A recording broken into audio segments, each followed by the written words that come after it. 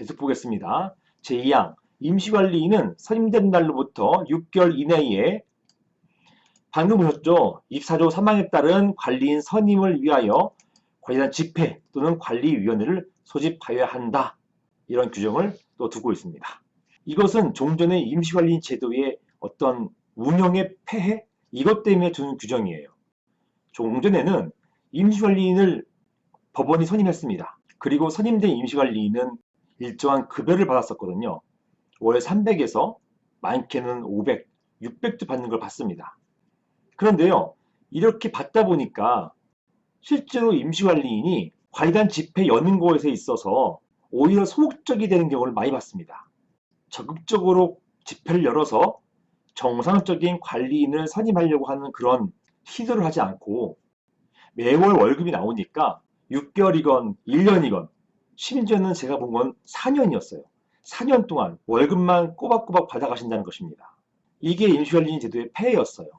오히려 적극적으로 집회를 열어서 정상적인 관리인, 즉 임시를 떼어버리는 그런 역할을 해야 되는데 그런 역할들을 소홀히 하는 경우가 종종 있었습니다. 이것 때문에 이런 규정을 둔 거예요.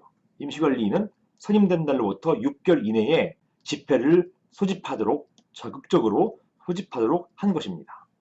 자, 다음 3항입니다. 자, 다음 3항은 임시관리인의 임기인데요. 이 규정이 좀 문제가 있어요.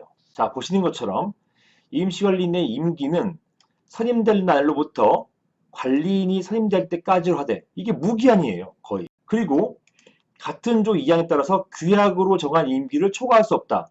규약에 임기 규정이 없거나 또는 적법한 규약이 제정되지 못한 건물인 경우에는요. 거의 임기가 없습니다. 자, 이게 좀 문제가 있습니다. 임시관리인의 임기를 2년 또는 3년 이렇게 규정해 놔야만 그 기간 이내에 빨리 집회를 열고 관리인을 뽑으려고 하는 시도를 할 텐데요. 이런 규정이 없으니까 방금 전에 말씀드린 것처럼 임시관리인이 매달 꼬박꼬박 급여 받는 거 여기에 급한 게 없는 거예요. 그러다 보니까 세월아 내월아 돼가지고 1년, 2년 계속해서 임시관리인 체제로 운영되는 경우가 너무 많습니다. 그리고 이 임시관리인이 구분 소유자들 간의 다툼을 조장해서 집회가 열리지 못하게 하거나 또는 열린다 하더라도 의결 정족수가 모자라가지고 결국 그 집회 결의가 이루어지지 못하게 만드는 경우, 심지어 이런 경우도 있던 것입니다.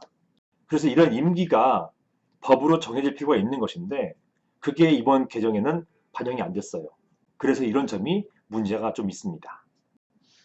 자, 아무튼 이러한 임시관리인 신청 제도는 종전부터 실시되고 있었습니다. 다만 종전에는 구체적인 신청 권한이 명문으로 규정되지 않았기 때문에 법원의 직권 판단 사항에 불과했습니다.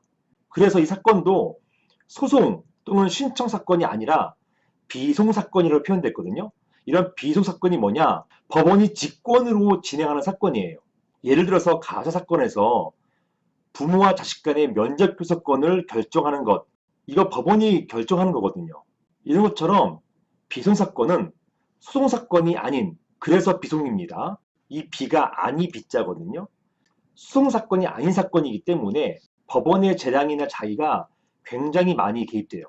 이런 비송 사건으로 진행되기 때문에 사건도 비합 사건이라 합니다. 그래서 임시관리인 신청을 한다고 하더라도 법원이 안 들어줘도 다툴 수가 없었어요. 이게 큰 문제였습니다. 그래서 2020년 법 개정으로 임시관리인에 대한 구분수유자 등 이해관계인의 신청 권한을 명문으로 규정하게 된 것입니다. 이렇게 신청 권한을 명문으로 규정했어요. 즉 권리를 인정한 것입니다. 일반적으로 이러한 임시관리인이 인정되기 위해서는요. 제가 임시관리인 신청도 많이 해보고 사건 처리도 많이 해봤는데요.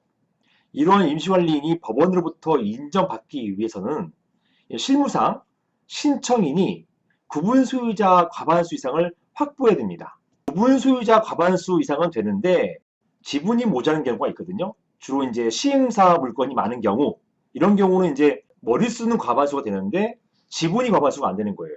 구분 소유자의 과반수와 의결권의 과반수를 모두 충족시켜서 선임되는 관리인 선임되기가 굉장히 어렵습니다. 이런 경우 때문에 임시관리인을 신청하게 되는 것인데요.